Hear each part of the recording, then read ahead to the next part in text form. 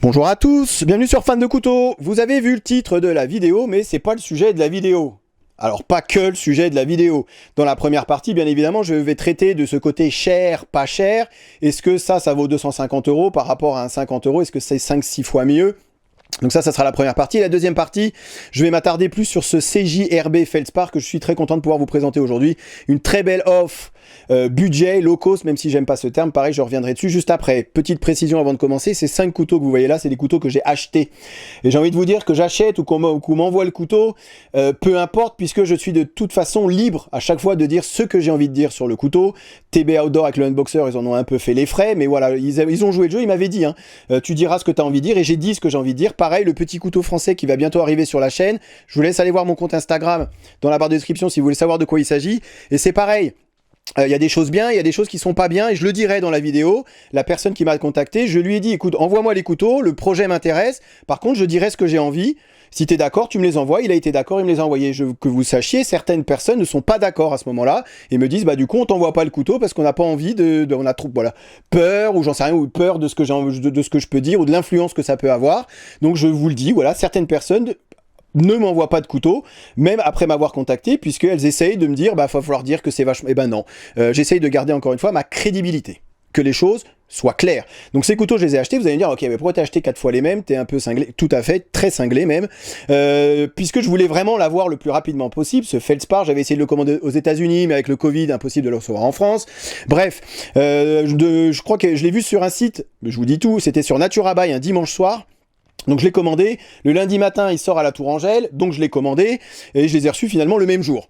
Donc comme je garderai pas les 4 couteaux, il y a à la fin, au début du mois prochain, au tirage au sort Tipeee, je rentre ces 2 couteaux dans le tirage au sort, donc il y en a un qui gagnera le grand Feldspar et il y en a un qui gagnera le petit Feldspar dans le tirage au sort Tipeee avec d'autres couteaux. Bien évidemment, je garde les 2 modèles du dessus ou ceux du dessus, peu importe, je garde un exemplaire de chaque. Alors, vous allez me dire, ok, avant de commencer, tu compares 2 couteaux qui ne sont pas de la même marque. Et en fait, si, puisque Artisan et Cutellerie et CJRB, c'est la même chose. Artisan, Cutellerie, c'est la partie haut de gamme, la coutellerie haut de gamme, un peu comme WeKnife, et CJRB, c'est la partie budget, low cost, un peu comme Civivi. Donc vous avez le haut de gamme Artisan Cutellerie et le budget CJRB. Donc, en fait, on compare 2 couteaux qui sortent du même endroit avec l'emploi, bien évidemment, de matériaux différents. Donc, qu'est-ce qui justifie que celui-là coûte 255 et que celui-là en coûte 45? Alors déjà, quand on reçoit le couteau, CJRB, vous le recevez dans cette petite boîte. Artisan Cutellerie, vous avez, alors, en plus de la boîte ici, vous avez une petite boîte métal, vous avez la petite pochette qui va bien, la petite moumoute à l'intérieur. Donc, ça aussi, voilà, ça participe, vous savez, au ressenti qu'on a quand on reçoit le couteau. On a l'impression de recevoir un truc un peu plus exceptionnel que quand on reçoit un couteau dans une petite boîte en carton. Donc, ça aussi. Et ensuite, ça va être dans l'emploi des matériaux et en fait ça s'arrête là puisqu'on est sur des constructions finalement qui sont tout aussi fluides, une qualité de fabrication dans la gamme budget, la gamme low cost, même si j'aime pas ce terme, il va falloir que je trouve un terme pour employer ces couteaux, parce que low cost ça a ce côté un peu péjoratif, un peu bas de gamme, et on n'est pas sur du bas de gamme, on est juste sur, ils ont fait des économies d'échelle, c'est-à-dire que vous voyez sur le petit ou sur le grand, ils ont employé les mêmes quillons, là les mêmes sumstuds, c'est la même chose, c'est la même vis du pivot, c'est les mêmes vis partout, c'est même le même clip poche, que vous ayez le petit ou le grand modèle, vous voyez, ils n'ont pas réduit la taille du clip, ce qui pourrait être un petit reproche sur le petit, mais voilà, donc ils emploient toujours, voilà, ils essayent de remployer les mêmes vis, les mêmes clips sur les différents couteaux, ce qui fait que ça leur fait faire des économies, alors que là, bien évidemment, sur un couteau à 250 €, on va être sur un clip qui est en titane, on va être sur un frame lock en titane qui est juste magnifique. On est sur une entretoise, et puis vous l'aurez remarqué, mais c'est un design de Ray Laconico, fabriqué par Artisan Cutellerie. Ici, c'est une entretoise en titane. Ici, pas d'entretoise. On sera que sur des petits pins, bien évidemment, qui coûtent moins cher à produire qu'une grosse entretoise. Vous voyez, donc c'est en ça qu'on peut justifier ou pas qu'un couteau puisse coûter aussi cher par rapport à un couteau qui coûte moins cher, et absolument pas sur la qualité. Vous voyez, c'est hyper fluide, comme sur celui-ci. Voilà, donc il n'y a pas finalement à l'utilisation, honnêtement je préfère utiliser celui-ci puisque je préfère utiliser un couteau à 45 € tous les jours, je vais pouvoir bourriner, je vais pouvoir même éventuellement le perdre, on pourra éventuellement me le confisquer, ça me fera quand même bien moins mal que si on me confisquait celui-ci que je trouve juste magnifique à regarder et finalement pas si pratique à utiliser. Je vous le montre, mais c'était pas forcément le sujet. Il y a un petit truc qui me chiffonne sur celui-ci. Donc ici, c'est le Artisan Cutellerie, le Centauri. Je l'ai acheté sur le site de Artisan Cutellerie, donc je vous mets le lien dans la barre de description. Vous voyez, c'est ce petit stop pin ici, qui est directement ancré dans la plaquette carbone. Et ça m'aspire que moyennement confiant. Il y a un zéro tolérance que je vous avais présenté, un grand, je me souviens plus, 0,562 je crois de mémoire, ou 62 ou 52, qui est pareil. Donc là, voilà, moyennement confiance. Je préfère largement que le stop pin il soit ancré, vous voyez ici dans les platines, en acier inoxydable, c'est à mon sens en tout cas un petit peu plus solide. Voilà ce qui peut justifier. Après l'acier, bien évidemment, ici c'est du S35VN, ici ce n'est que du D2, même si le D2 au quotidien c'est largement suffisant pour ce qu'on va faire. Bon après le look, ça c'est les goûts et les couleurs, mais celui-là je le trouve juste sublime et magnifique. Maintenant 250 € pour du S35 et un couteau made in China, effectivement ça peut paraître un petit peu cher. Pour certains, on est tout à fait d'accord, mais c'est ce qui peut justifier l'emploi de matériaux de meilleure qualité. Revenons à ce qui nous intéresse donc dans cette deuxième partie, ce CJRB Feldspar. Quelques dimensions et après une petite revue en détail, on regardera un petit peu tous les détails de ce couteau-ci qui en font vraiment une super offre pour 40 et 45 €. C'est juste hallucinant encore une fois ce qu'ils arrivent à sortir à ces tarifs-là. Ici je vous ai ramené l'Elementum bien évidemment, ici le Texel que je vous avais présenté en orange et ici que j'ai trouvé finalement en jade. J'adore cette couleur de jade. Alors ils appellent ça jade ou alors Natural G10, donc c'est du G10. Honnêtement il fait son petit effet lorsque je présente ce couteau-ci à des non-fans de couteaux.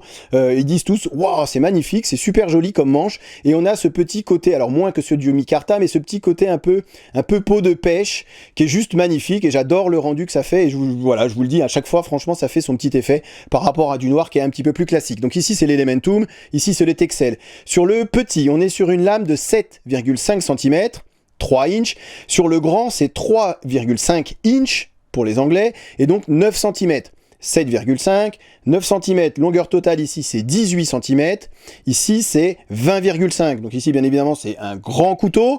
Pour un port quotidien je conseillerais plus, et moi c'est celui-là que je porte tous les jours depuis que je l'ai reçu dans la poche. J'adore cette forme de lame, même si j'avais dit que j'aimais beaucoup ces formes de lame ici, mais j'aime bien cette forme de lame, vous voyez tout en courbure. Je trouve que c'est tout de suite ce qui m'a plu sur ce couteau, et en plus avec le manche jade comme ça, je trouve que c'est juste magnifique. Encore une fois, je divague. Le poids, ici on est sur 78 grammes et ici on est sur 110 grammes. Donc même le grand, il n'est pas si lourd que ça. Et je vous montre pourquoi. Ils ont ajouré les platines en acier inoxydable. Et petit détail qui tue, j'ai envie de dire, c'est qu'ils ont, vous voyez, les platines en acier inoxydable sont fondues dans le manche en G10. C'est-à-dire qu'ils les ont incrustées dans le manche en G10. Pas comme ici par exemple, vous voyez, où les platines en acier, même ici, dépassent du manche.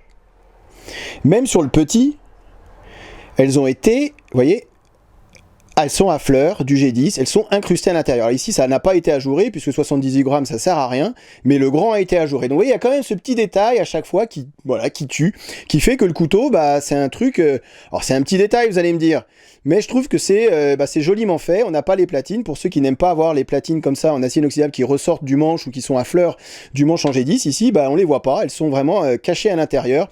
Ici, on est sur un manche et avec un galbe tout en rondeur. Alors le petit peut être trop petit pour certains, on est tout à fait d'accord. Après ça, c'est vraiment question de goût. Moi, pour un port quotidien en EDC, bah, celui-là, ça va tout à fait, mais c'est vrai que, vous voyez, taille de main normale, 9 en gants, je crois.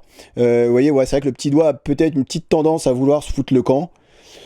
Mais honnêtement, si c'est juste pour ouvrir des boîtes et se couper 3 rondelles de sauce, c'est largement suffisant. Après, si vous voulez, voilà, pour ceux qui aiment les grandes lames et les lames de 9 cm, sachez que le grand, par contre, ou pour les grandes paluches, effectivement, ça sera peut-être plus adapté. Le reproche qu'on pourrait faire sur le grand, c'est qu'ici, on a un semblant, encore une fois, de finger choil. C'est vraiment un semblant parce que, à la limite, voilà, on a le gras du doigt là qui vient contre le tranchant, donc c'est pas un finger choil, mais il y a une espèce de, et qui fait que finalement là on est assez loin, l'autre main elle est assez loin du tranchant, donc c'est peut-être le seul petit reproche que je pourrais faire au grand.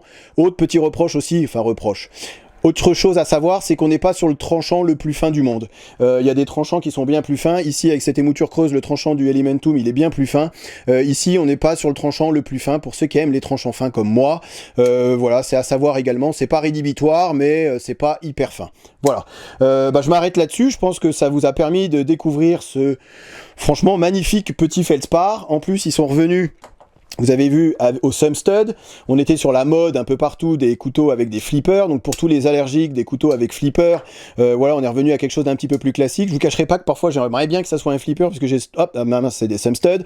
Voilà, ça marche super bien, c'est hyper fluide, roulement à billes, acier D2, je sais pas si je l'avais précisé, mais comme sur tous les autres couteaux made in China, dans cette catégorie de prix en tout cas, c'est très bien foutu. Bravo CJRB, ils ont d'autres modèles aussi qui sont aussi intéressants. Donc bah, vous risquez d'en revoir, puisque bah voilà, c'est hyper qualitatif, c'est hyper pas très cher, c'est hyper bien foutu, et en plus celui-ci comme ça dans cette couleur, vous l'aurez compris, je l'aime tout particulièrement. Voilà, je vous quitte là-dessus, je vous remercie d'avoir regardé la vidéo, je vous dis à très bientôt, donc début septembre pour le tirage au sort Tipeee. Tipeee, c'est dans la barre de description si vous voulez vous inscrire au tirage au sort. Je vous remercie d'avoir regardé la vidéo et je vous dis à très bientôt sur Fan de Couteau. Salut.